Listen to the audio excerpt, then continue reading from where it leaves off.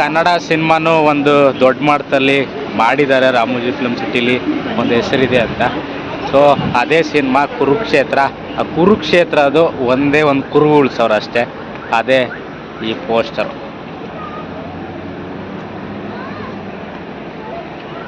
ಅದು ಯಾರಂದರೆ ನಮ್ಮ ನಿಖಿಲ್ ಕುಮಾರಸ್ವಾಮಿ ಅವರು ಅಭಿಮನ್ಯು ಪಾತ್ರ ಮಾಡಿದ್ರಲ್ವ, ಸೊ ಆ್ಯಕ್ಟಿಂಗ್ ಮಾಡಿರಲ್ವ, ಅದೊಂದೇ ಒಂದು ಕುರುಕ್ಷೇತ್ರದ ಕುರುಹು ಒಂದು ಉಳಿಸೋರೆ ಕುರುಕ್ಷೇತ್ರ. ಅದು ಅಂದರೆ ಬಾಹುಬಲಿ ಬಿಟ್ಟರೆ ಬೇರೆ ಬೇರೆ ಪೌರಾಣಿಕವಾಗಿ ಮಾಡಿದಂಥದ್ದು ಕುರುಕ್ಷೇತ್ರ ಮಾತ್ರ. ಐ ಥಿಂಕ್ ಬೇರೆ ಮಾಡಿದರು ಅಂತ ಅನಿಸುತ್ತೆ. ಅಂದರೆ ಓಲ್ಡ್ ಸಿನಿಮಾಗಳು ಆ ಥರ ಸಿನಿಮಾ ಮಾಡಿದರು ಅನಿಸುತ್ತೆ. ಬಟ್ ನಾನು ತಿಳಿದ ಮಟ್ಟಿಗೆ ಬಾಹುಬಲಿ ಆದಮೇಲೆ ಕುರುಕ್ಷೇತ್ರನೇ ಆ ರೇಂಜಿಗೆ ಸೆಟ್ ಹಾಕಿ ಮಾಡಿದ್ದು ಅಂತ ನನ್ನ ಅನಿಸಿಕೆ ಕೂಡ ಹೌದು. ಸೊ ಅದಾದಮೇಲೆ ಒಂದು ಅವ್ರ ಥರ ಒಂದು ಕೃಷ್ಣ ಅವರ ಅಡ್ವೆಂಚರ್ ಸಿನಿಮಾ ಒಂದು ಕೂಡ ಮಾಡಿದ್ರು ಅಂತ ಅನಿಸುತ್ತೆ. ಸೊ ಪೋಸ್ಟರ್ ಚೆನ್ನಾಗಿದೆ ಅಲ್ವಾ. ಸೊ ಕನ್ನಡದ ಒಂದೇ ಒಂದು ಪೋಸ್ಟರ್ ನೋಡಿದ್ದು, ಅದು ಈ ಇದರಲ್ಲಿ ತುಂಬ ಖುಷಿ ಆಯಿತು. ಆ ಖುಷಿಗೋಸ್ಕರ ಇದನ್ನು ಕೂಡ ಸೆರೆ ಹಿಡಿದೆ ನಿಮ್ಗೆ ತೋರಿಸೋದಕ್ಕೆ ಅಂತ. ರಾವಣನ ತೋರಿಸ್ತೀನಿ. ರಾವಣ ಎಲ್ಲರಿಗೂ ಗೊತ್ತಿರೋದೆ. ಅದರೊಳಗಡೆ ನಮ್ಮ ತಲೆ ಇಕ್ಕೋದು, ತಲೆ ಇಕ್ಕರೆ ನಾವೇ ತಲೆ ರಾವಣ ಅಂತ. ಸೊ ಇವಾಗ ಪೌರಾಣಿಕ ಸ್ಟೋರೀಸ್ ಫ್ರಮ್ ದಿ ಭಾಗವತಮ್ ಅಂತ, ಭಾಗವತಮ್ ಅಂತೆ ಮೋಸ್ಟ್ಲಿ ಅದ್ರ ಸೆಟ್ ಅನ್ಸುತ್ತೆ ಇದು. ಸೊ ಎಂಟ್ರಿ ಹಿಂಗಿದೆ, ತೋರಿಸ್ತೀನಿ.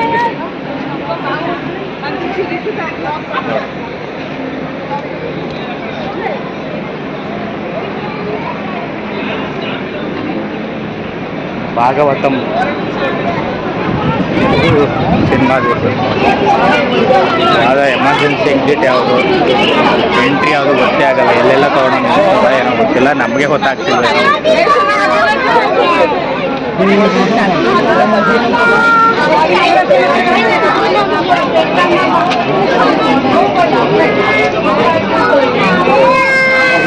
ಒಳಗಡೆ ಫುಲ್ಲು ಕತ್ಲ ಇದೆ, ಬಟ್ ಕಾಣಲ್ಲ.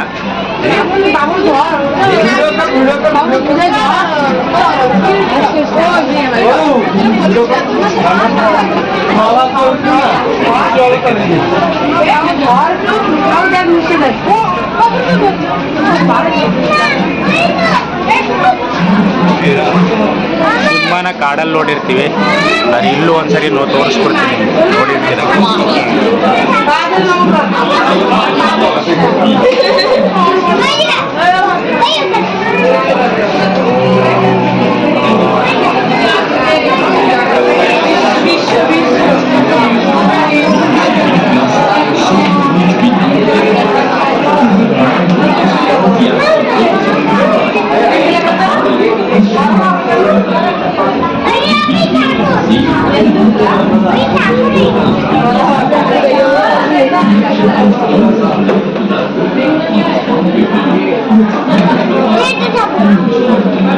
ಮೂಮೆಂಟ್ ಸ್ವಲ್ಪ ಸ್ಲೋಲಿ ಇದೆ, ಯಾಕೆಂದರೆ ತುಂಬ ರಶ್ ಇದೆ. ಎಲ್ಲ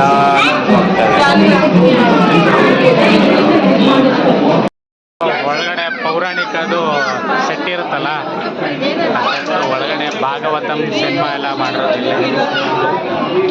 ಒಟ್ಟು ಕುರುಕ್ಷೇತ್ರದ್ದು ಇಲ್ಲೇ ಅನ್ಸುತ್ತೆ ನನಗೆ ನೋಡಿದ್ರೆ.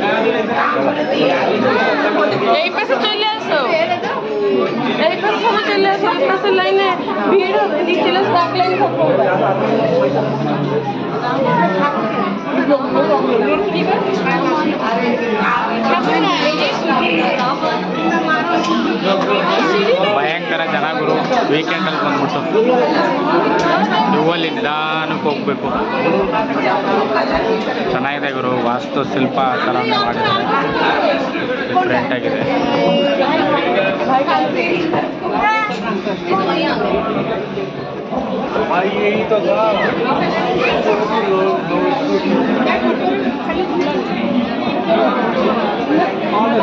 ಗುರು ಕ್ಷೇತ್ರ ಹೇಳ್ತಿದ್ವಲ್ಲ, ಕುರುಕ್ಷೇತ್ರದ ಸೆಟ್ಟು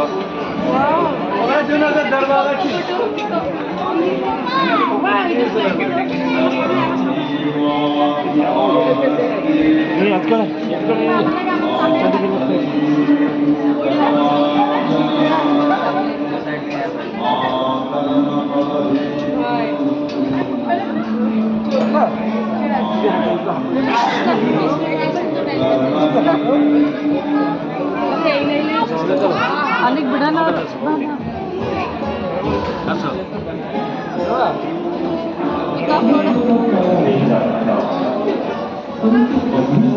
ಕೃಷ್ಣ ಅವರು ಉಪದೇಶ ಮಾಡ್ತಾ ಇದ್ದಾರೆ ಎಲ್ರಿಗೂ.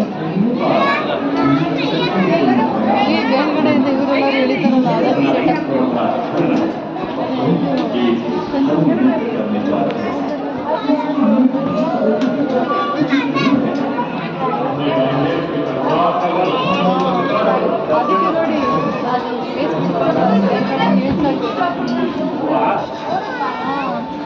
ನಾವೇನಾದರೂ ಪೌರಾಣಿಕ ನಾಟಕ ಮಾಡಬೇಕು ಊರಲ್ಲಿ ಅಂದರೆ ಹಳ್ಳಿಗಳಲ್ಲಿ ತುಂಬ ಹಾಕಿ ವಾರನ್ಗಟ್ಟಲೆ ತಿಂಗಳನ್ಗಟ್ಟಲೆ ಇದು ಮಾಡ್ತಾರೆ. ಸಿನಿಮಾ ಮಾಡಬೇಕಂದ್ರೆ ಆಲ್ರೆಡಿ ರೆಡಿ ಇರೋದು ಬಂದರೆ ಸೊ ಡೈರೆಕ್ಟ್ ಏನಿಲ್ಲ, ಕ್ಯಾಮ್ರಾ ಆರ್ಟಿಸ್ಟ್ ಇಟ್ಕೊಂಡು ಲೈಟ್ಸ್ ಕ್ಯಾಮ್ರಾ ಆ್ಯಕ್ಷನ್ ಅಂತ ಹೇಳ್ತಾ ಇರೋದಷ್ಟೇ.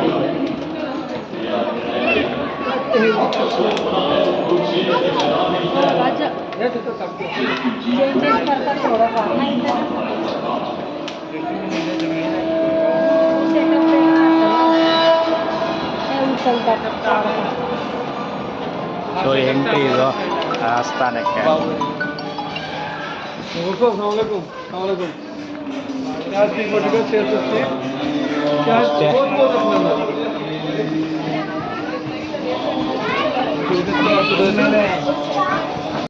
ಗುರು ಇನ್ನೊಂದು ಪ್ಲೇಸ್ ತೋರಿಸೋಕೆ ಹೊರಟಿದ್ದೀನಿ.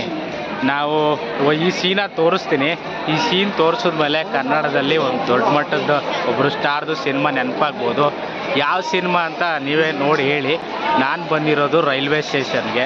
ರೈಲ್ವೆ ಸ್ಟೇಷನ್ ಹೆಂಗಿರುತ್ತೆ ಅಂತ ನಿಮಗೆಲ್ಲ ನಾರ್ಮಲಿ ಗೊತ್ತಿರುತ್ತೆ. ಸೊ ಇದೇ ಸ್ಟೇಷನಲ್ಲಿ ಚೇಂಜ್ ಮಾಡಿಕೊಂಡು ನಮ್ಮ ಕೆಂಗೇರಿ ಕೆಂಗೇರಿ ರೈಲ್ವೆ ಸ್ಟೇಷನ್ ಅಂತ ತೋರಿಸ್ಬಿಟ್ಟು ಮೇ ಬಿ ನನಗೆ ಇನ್ನು 30 ನಿಮಿಷದಲ್ಲಿ ನಮಗೆ ಈ ರೈಲ್ವೆ ಸ್ಟೇಷನ್ ಬೇಕು, ಬಿಟ್ಕೊಡಿ ಅಂತ ಹೇಳ್ತಾರೆ. ಯಾರು ನಮ್ಮ ಸುದೀಪ್ ಸರ್ ಅವರು. ಸೊ ಇದೇ ರೈಲ್ವೆ ಸ್ಟೇಷನ್ ಅದು. ಈ ರೈಲ್ವೆ ಸ್ಟೇಷನ್ ಹೆಂಗಪ್ಪ ಮಾಡ್ತಾರೆ ಅಂತಂದರೆ, ಸೊ ಜಸ್ಟ್ ಏನಿಲ್ಲ, ಇದೇ ಥರ ಎಂಡಿಂಗ್ ಇದೆಯಲ್ಲ, ಈ ಎಂಡಿಂಗ್ಗೆ ಮುಂದೆ ಟ್ಯಾಕ್ಟರ್ನಲ್ಲಿ ಕಟ್ಬಿಟ್ಟು ಒಳಗಡೆ ಕೂತ್ಕೊತಾರೆ. ಅದು ಬ್ಯಾಕ್ಗ್ರೌಂಡ್ ಶೇಡ್ ಮಾಡಿ ಹಿಂಗೆ ತೋರಿಸ್ತಾ ಇರ್ತಾರೆ. ಮುಂದ್ಗಡೆ ರನ್ ಮಾಡ್ತಾರೆ.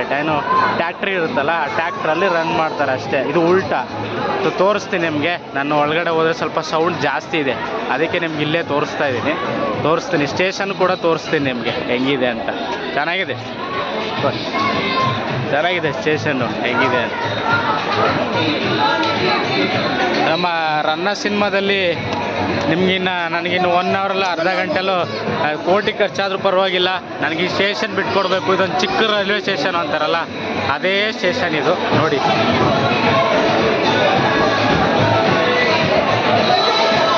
ಎಲ್ಲ ಫೋಟೋಗಳು ತಗೊತವ್ರೆ ರೈಲ್ವೆ ಸ್ಟೇಷನಲ್ಲಿ. ಕನ್ನಡ ಒಂದೇ ಅಲ್ಲ, ಆಲ್ಮೋಸ್ಟ್ ನನಗೆ ಗೊತ್ತಿರೋಂಗೆ ರೈಲ್ವೆ ಸ್ಟೇಷನ್ ಸೀನ್ ಇದೆಯಲ್ಲ ನೋಡಿ, ನನಗನ್ಸಿರೋ ಪ್ರಕಾರ ಯಾವುದೋ ರೀಸೆಂಟಾಗಿ ಶೂಟ್ ಮಾಡಿದ್ದಾರೆ. ಯಾಕೆಂದರೆ ಅಂಟಿಸಿದ್ದಾರೆ ಇಲ್ಲಿ. ಮೇ ಬಿ ಯಾವುದೋ ರೀಸೆಂಟಾಗಿ ಒಂದು ಶೂಟ್ ಮಾಡಿದ್ದಾರೆ ಅನ್ಸುತ್ತೆ ಸಿನಿಮಾ. ಸೊ ಇದೇನು ಮಾಡ್ತಾರೆ ನೆಕ್ಸ್ಟಲ್ಲಿ ಇದೆಯಲ್ಲ, ಇಲ್ಲಿ ಈ ನೇಮ್ ಇದೆಯಲ್ಲ, ಹೈದ್ರಾಬಾದ್ ಅಂತಿದೆ. ಹೈದ್ರಾಬಾದ್ನ ನೇಮ್ ಚೇಂಜ್ ಮಾಡ್ತಾರೆ. ನಿಮ್ಗೆ ಯಾವ್ದು ಬೇಕಾದ್ರೂ ಸ್ಟೇಷನ್ ಚೇಂಜ್ ಮಾಡ್ಕೊತಾರೆ.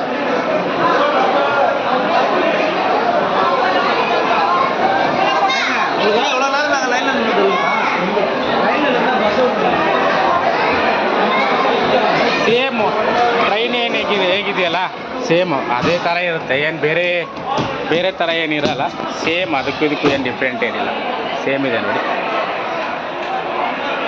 ಸೇಮ್ ನನ್ನ ಅನಿಸುತ್ತೆ ರೈಲ್ವೆ ಡಿಪಾರ್ಟ್ಮೆಂಟಿಂದನೇ 1-2-3 ಕೋಚ್ ತಂದು ಸೇರಿಸ್ಕೊಂಡವ್ರೆ. ಸೇಮ್ ಅದೇ ಈ ಕಡೆ ಒಂದಿದೆ ರೈಲು.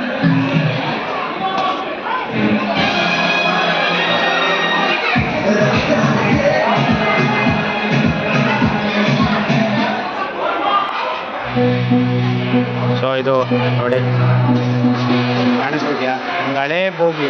ಯಾವುದಾದ್ರೂ ಓಲ್ಡ್ ಎಕ್ಸ್ಪೀರಿಯನ್ಸ್ ಅಂದರೆ ಹಳೇ ಸಿನಿಮಾ, ವಿಂಟೇಜ್ ಸಿನಿಮಾ ತೆಗಿಬೇಕಂದ್ರೆ ಈ ಥರ ಬೇಕಾಗುತ್ತೆ. ಸೊ ಅದಕ್ಕೆ ಈ ಥರ ಹಳೇದು ವಿಂಟೇಜ್ ಬೋಗಿ, ಸಾರಿ ವಿಂಟೇಜ್ ಇಂಜಿನು.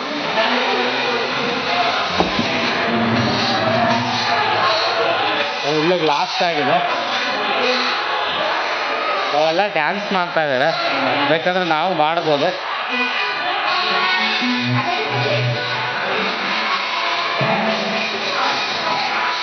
ಇಲ್ಲಿ ನಾನು ಅವಾಗಲೇ ಹೇಳಿದೆ ಅಲ್ವಾ, ಏನು ಮಾಡ್ತಾರೆ ಮುಂದೆ ಟ್ಯಾಕ್ಟ್ರನಲ್ಲಿ ಕಟ್ಕೊತಾರೆ.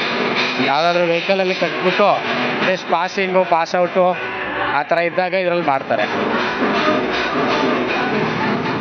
ಸೊ ಇದು railway station, Ramoji film city railway station. ಇದನ್ನು ಸಿಂಪಲ್ಲು ಜಸ್ಟ್ ರನ್ ಮಾಡ್ತಾರೆ ಅಷ್ಟೇ. ಯಾವುದೋ ನನಗನ್ಸುತ್ತೆ ಯಾವಾಗ ಬೆಳಗ್ಗೆನೇ ಯಾವುದೋ ಮಾರ್ನಿಂಗ್ ಅನಿಸುತ್ತೆ ಶೂಟ್ ಆಗಿದೆ, ಅದ್ರ ಪ್ರೂಫ್ಗಳಿದೆ ನನ್ನ. ಒಂದ್ಸರಿ ಲೆಸ್ ಡ್ಯಾನ್ಸ್ ಅಂತಿದೆ, ಬನ್ನಿ ನಿಮಗೂ ಆ ಪರ್ಫಾರ್ಮೆನ್ಸ್ ತೋರಿಸ್ತೀನಿ.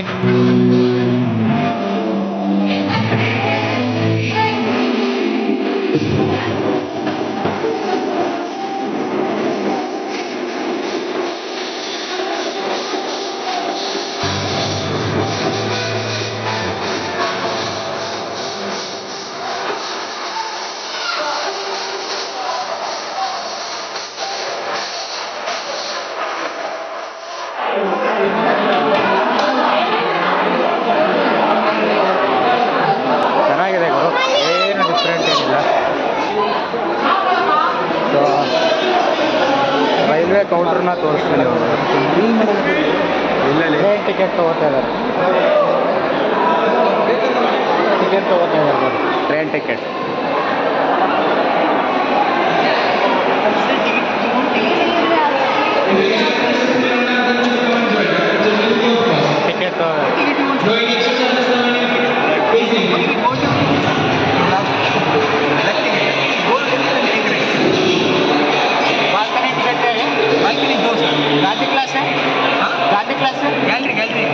गांधी क्लास है, पता है गांधी क्लास?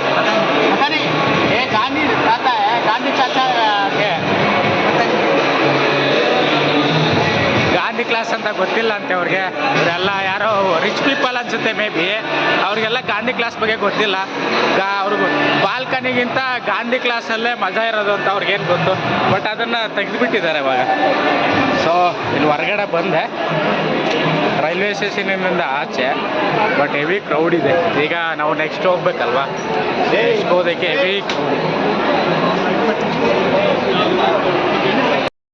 ಗುರು ನಿಮಗೆ ಆಗಲೇ ಹೇಳಿದ್ದೆ, ವಿತೌಟ್ ವೀಸಾ ವಿತೌಟ್ ಪಾಸ್ಪೋರ್ಟು ನಿಮಗೆ ಬೇರೆ ದೇಶಕ್ಕೆ ಕರ್ಕೊಂಡು ಹೋಗ್ತೀನಿ ಅಂತ. ಬನ್ನಿ ಇವಾಗ ತೋರಿಸ್ತೀನಿ.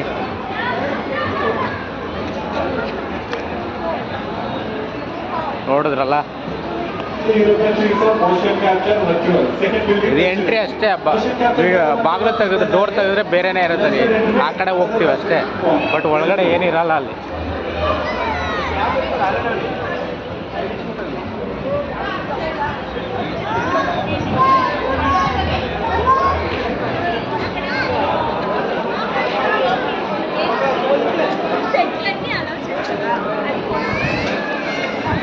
ನಿಮ್ಮದು ಇದೆಲ್ಲ ಮೂವಿ ನೋಡಿರಲ್ಲ, ಕ್ರಿಶ್ ಸಿನಿಮಾಗಳು ಅವೆಲ್ಲ ಇದೆಲ್ಲ ಮಾಡಿರೋದು ಅನಿಸುತ್ತೆ.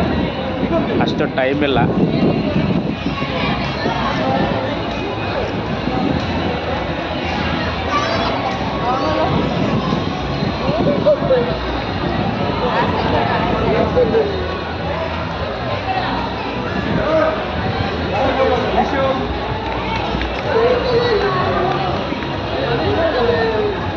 ಎಲ್ಲ ಕಡೆ ಎಂಟರ್ಟೈನ್ಮೆಂಟ್ ಕೊಡ್ತಾವ್ರೆ, ಡ್ಯಾನ್ಸ್ ಶೋ ಬೇಕಾದ್ರೆ ಮಾಡ್ಬೋದು ಅಂತ. ನಾವು ಗೊತ್ತಲ್ಲ ಡ್ಯಾನ್ಸ್ ಮಾಡೋಕ್ಕೆ ಇಟ್ಕೊಂಡ್ರೆ, ಅದಕ್ಕೆ ಮಾಡೋಕ್ಕೆ ಹೋಗ್ತಾಯಿಲ್ಲ. ತೆಲುಗು ಇಂಡಸ್ಟ್ರಿಯವ್ರು ಇಲ್ಲೇ ಇಸ್ಕೊಂಡ್ಬಿಟ್ರು ಅನ್ನೋದು ಭಯ ಆಗ್ಬಿಡ್ತಾರೆ.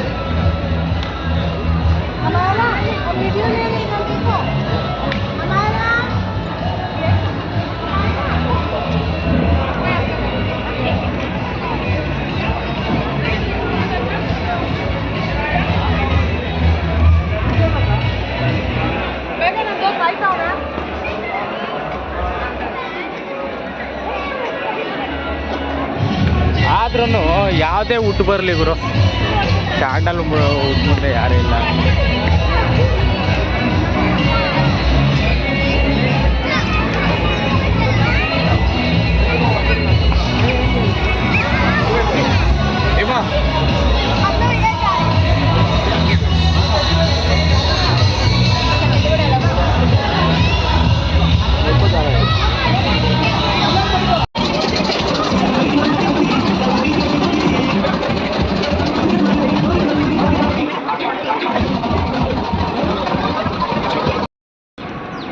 ಗುರು ಇವಾಗ ಹಾಸ್ಪಿಟ್ಲಿಗೆ ಹೋಗ್ತಾ ಇದ್ದೀವಿ. ಏನಾಯಿತು ಅಂತ ಕೇಳಬೇಡಿ, ಯಾವ ಹಾಸ್ಪಿಟ್ಲಿಗಲ್ಲ, ಡಮ್ಮಿ ಹಾಸ್ಪಿಟ್ಲಿಗೆ. ಹಾಸ್ಪಿಟ್ಲಲ್ಲಿದೆ ನೋಡಿ.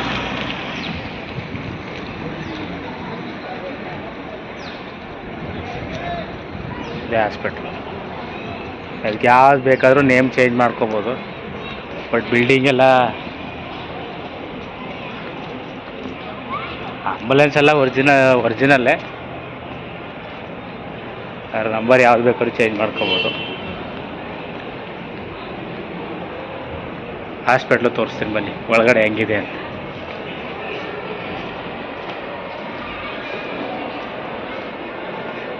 ಯಾರೂ ರೋಗಿಗಳೇ ಇಲ್ಲ ಅಂತ ಕೇಳಬೇಡಿ, ಯಾರೂ ಇಲ್ಲ. ಇದೇ ಈ ಹಾಸ್ಪಿಟ್ಲು ಮಾತ್ರ ಯಾರೂ ಇಲ್ಲದೆ ಇರೋದು ನೋಡ್ಬೋದು ನೀವು. ಬೇರೆ ಎಲ್ಲ ಹಾಸ್ಪಿಟಲ್ಗಳಲ್ಲಿ ಎನಿ ಟೈಮ್ ಇದ್ದಂಗೆ ಇರ್ತಾರೆ. ಯಾವುದೋ ಲಾಸ್ಟು ಶೂಟ್ ಮಾಡ್ದಂಗಿದ್ದಾರೆ, ವೇದಶ್ರೀ ಹಾಸ್ಪಿಟಲ್ ಅಂತ ಮಾಡಿದ್ದಾರೆ. ಅದನ್ನು ನೀವು ಶೂಟರ್ ಟೈಮಲ್ಲಿ ಯಾವ್ದು ಬೇಕಾದ್ರೂ ಚೇಂಜ್ ಮಾಡ್ಕೋಬೋದು. ಇಲ್ಲೆಲ್ಲ ರೂಮ್ಸ್ ಇದೆ. ರೂಮ್ಸು ಯಾವ ಥರ ಇದೆ ತೋರಿಸ್ತೀನಿ. ಸೇಮ್ ಹಾಸ್ಪಿಟಲ್ ಥರನೇ, ಹಾಸ್ಪಿಟ್ಲು ಥರ ಎಲ್ಲ ಮಾಡಿರ್ತಾರೆ. ಅದನ್ನು ಮಾಡಿಫೈ ಮಾಡ್ಕೊತಾರೆ ಹೆಂಗೆ ಬೇಕಂಗೆ.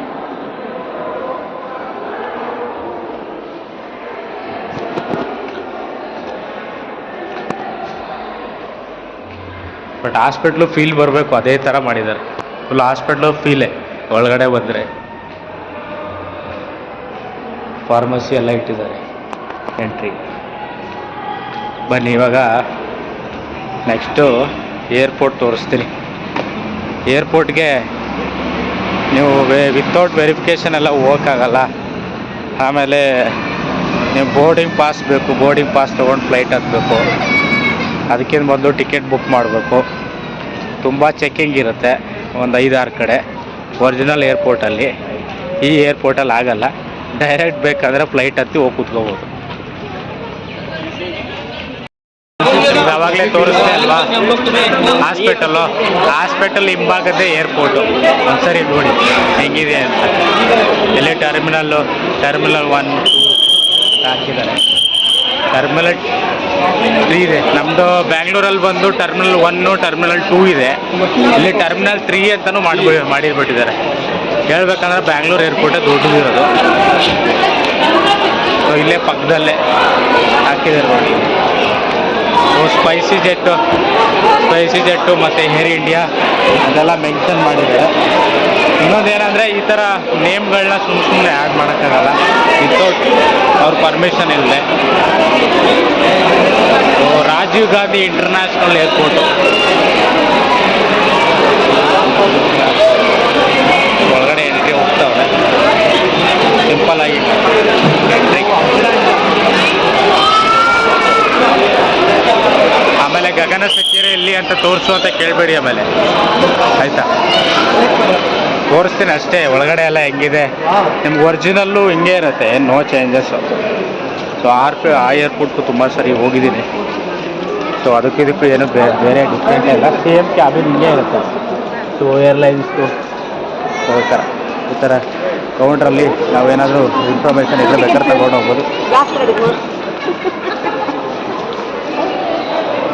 ಸೊ ಈ ಥರ ಸೊ ವೈಟಿಂಗ್. ಸೊ ಮೊದಲು ಹಳೆ ಏರ್ಪೋರ್ಟು ಇಲ್ಲಿದೆಯಲ್ಲ, ಈ ಚೇರ್ಸ್ ಇದೆಯಲ್ಲ, ಈ ಚೇರ್ಸ್ ಎಲ್ಲ ಮೊದಲು ಓಲ್ಡ್ ಏರ್ಪೋರ್ಟ್ ಇತ್ತಲ್ಲ, ಆ ಏರ್ಪೋರ್ಟಲ್ಲಿ ಇದ್ವು ಆ್ಯಕ್ಚುಲಿ. ಸೊ ಇವಾಗಿರೋ ಅಪ್ಡೇಟೆಡ್ ಏರ್ಪೋರ್ಟಲ್ಲಿ ಅಂದರೆ ನಾನು ನೋಡಿದ ಮಟ್ಟಿಗೆ ಬ್ಯಾಂಗ್ಳೂರು ಏರ್ಪೋರ್ಟಲ್ಲಿ ಈ ಥರ ಇಲ್ಲ. ಸೊ ಇದೆಲ್ಲ ತುಂಬ ಓಲ್ಡ್ ಸ್ಟೈಲ್ ಆಯಿತು. ಮೇ ಬಿ ಸಿನಿಮಾಗೆ ತಕ್ಕಂತೆ ಬೇಕಾದ್ರೆ ಚೇಂಜ್ ಮಾಡ್ಕೋಬೋದೇನೋ. ನೋಡಿ ಇಂಡಿಗೋ ಗೊತ್ತಲ್ಲ, ಇಂಡಿಗೋ ಫ್ಲೈಟ್ ಹೆಂಗಿದೆ ಅಂತ. ಸೊ ನಮ್ಮ ಬ್ಯಾಂಗ್ಳೂರು BMTC ಬಸ್ ಇದ್ದಂಗೆ. So IndiGo airlines last previous ಮಂತಲ್ಲಿ ಮೇ ಬಿ ಒಂದು 3-4 ಡೇಸು ಪ್ರಾಬ್ಲಮ್ ಆಗಿಬಿಟ್ಟು ಸ್ಟಾಪ್ ಮಾಡಿದರು. ಅಂದರೆ ಎಂಪ್ಲಾಯೀಸ್ ಇಲ್ಲದೆ, ಅದನ್ನು ಫ್ಲೈಟ್ ಓಡಿಸೋರು ಇಲ್ಲದೆ.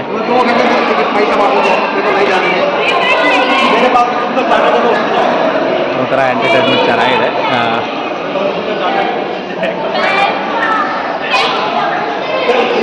ಬಟ್ ಇವಾಗಿರೋ ಅಪ್ಡೇಟೆಡ್ ಏರ್ಪೋರ್ಟ್ ಈ ಥರ ಇಲ್ಲ, ತುಂಬ ಬದಲಾವಣೆ ಆಗಿದೆ.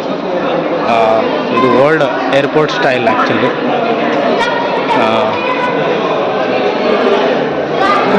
ಫ್ಲೈಟ್ ಕರ್ಕೊಂಡು ಮೇ ಬಿ ಫ್ಲೈಟ್ ಇರ್ಬೋದು, ಇಲ್ಲಿ ಫ್ಲೈಟ್ಗೆ ಹೋಗ್ತಾ ಇದೆ. ಬಟ್ ಏನಂದರೆ ನಿಮ್ಗೆ ನೋಡೋದಕ್ಕೆ ರಿಯಲ್ ಏರ್ಪೋರ್ಟ್ ಥರ ಇಲ್ಲ. ಕ್ಯಾಮ್ರಾ ಇಟ್ಟು ಎಡಿಟಿಂಗಲ್ಲಿ ಚೇಂಜಸ್ ಮಾಡ್ಕೋಬೋದು ಯಾವ ಥರ ಬೇಕಾದರೂ. ಸಮ್ಟೈಮ್ ಏನು ಮಾಡ್ತಾರೆ, ಏರ್ಪೋರ್ಟಲ್ಲಿ ಇದ್ದೀವಿ ಅಂತ ಹೇಳಿ ತೋರಿಸಿ ಬಟ್ ಬೇರೆ ಕಡೆ ಮಾಡ್ತಾ ಇರ್ತಾರೆ. ಫ್ಲೈಟ್ ಹತ್ತುತ್ತಾರೆ, ಒರಿಜಿನಲ್ ಫ್ಲೈಟ್ ಅಲ್ಲ, ಫ್ಲೈಟ್ ಥರ ಅಷ್ಟೇ.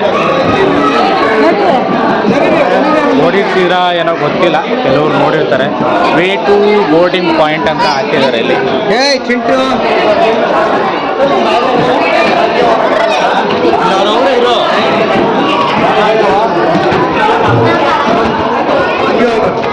ಎಲ್ಲ ಫ್ಲೈಟ್ ಹತ್ತುತ್ತವ್ರೆ.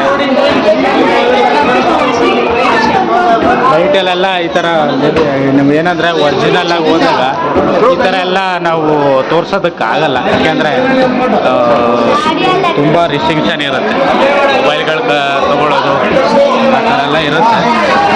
ಬಟ್ ಇದರಲ್ಲಿ ತೋರಿಸ್ಬೋದು, ಏನು ತೊಂದರೆ ಇಲ್ಲ.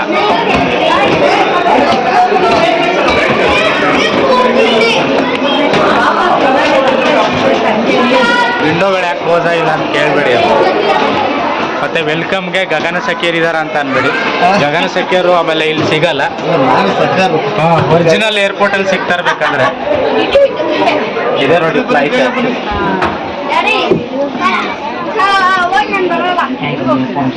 ಫ್ಲೈಟ್ಸ್ ಒರಿಜಿನಲ್ ಆ್ಯಕ್ಚುಲಿ ಹಿಂಗೆ ಇರುತ್ತೆ, ನೋ ಚೇಂಜಸ್. ಆದರೆ ಇಷ್ಟು ಇವಾಗ ಇರೋ ಇಂಡಿಗೋ ಫ್ಲೈಟ್ ಈ ಥರ ಎಲ್ಲ international flights, domestic flights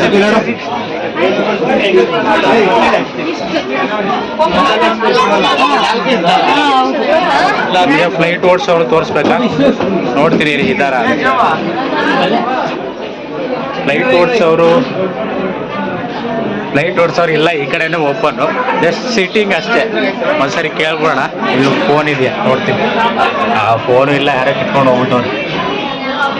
same ಹಿಂಗೇನತ್ತೆ, ನೋ ಚಾರ್ಜಸ್. ಇದೆಲ್ಲ ಒರಿಜಿನಲ್ದೆ. ಒಂದೊಂದು ಓಪನ್ ಆಗುತ್ತೆ, ಒಂದೊಂದು ಓಪನ್ ಆಗಲ್ಲ ಅಷ್ಟೇ. ಒಂದ್ಸರಿ ಕೂತ್ಕೊಂಡು ಫೀಲ್ ಮಾಡೋಣ. ಫ್ಲೈಟ್ ಚೆನ್ನಾಗಿತ್ತಲ್ಲ.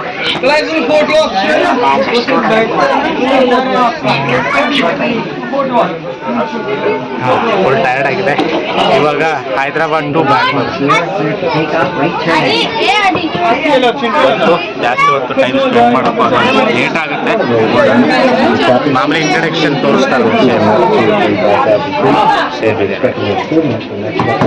ಯಾರೋ ಟೀ ತಗೊಂಬತ್ತವ್ರೆ ಫ್ಲೈಟಲ್ಲಿ ಕುತ್ಕೊಂಡು ಕುಡಿ.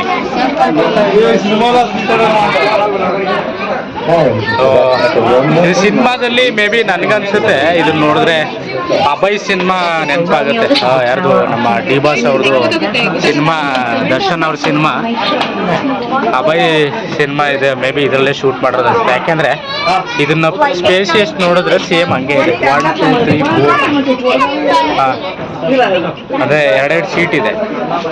ಬಟ್ ಒರಿಜಿನಲ್ ನಾವು ಹೋದ್ರೆ ಇವಾಗ 3+2 ಆ ಥರ ಇರುತ್ತೆ. ಚೆನ್ನಾಗಿದೆ. ಅಭಯ್ ಸಿನಿಮಾನ ಇಲ್ಲೇ ಶೂಟ್ ಮಾಡಿರ್ಬೋದು ಅನ್ಸುತ್ತೆ. ಏನು ಆಚೆ ಏನೋ ಗೊತ್ತಿಲ್ಲ. ಇದು ಟಾಯ್ಲೆಟ್ ಸೇಮ್ ಇರುತ್ತಲ್ಲ, ಸೇಮ್ ಹಂಗೆ ಇದೆ.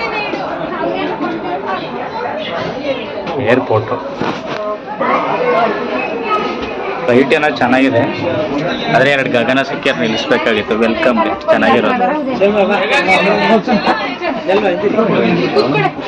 ಇಲ್ಲ ಅಂಕಲ್ಸ್ ಎಲ್ಲ ಫ್ರೆಂಡ್ಸು ಬಂದ್ಬಿಟ್ಟವ್ರೆ ಫ್ಲೈಟ್ ಹತ್ತಕ್ಕೆ ನೋಡಿ. ಅಂಕಲ್ಸ್ ಎಲ್ಲ ಹತ್ತತ್ರ ಬರ್ತಾವ್ರೆ. ಇಲ್ಲೊಬ್ರು ಅಂಕಲ್ಲು ಫೋಟೋ ತೆಗಿತಾವ್ರೆ ಫ್ರೆಂಡ್ಸ್ ಮೇ ಬಿ ಅನ್ಸುತ್ತೆ.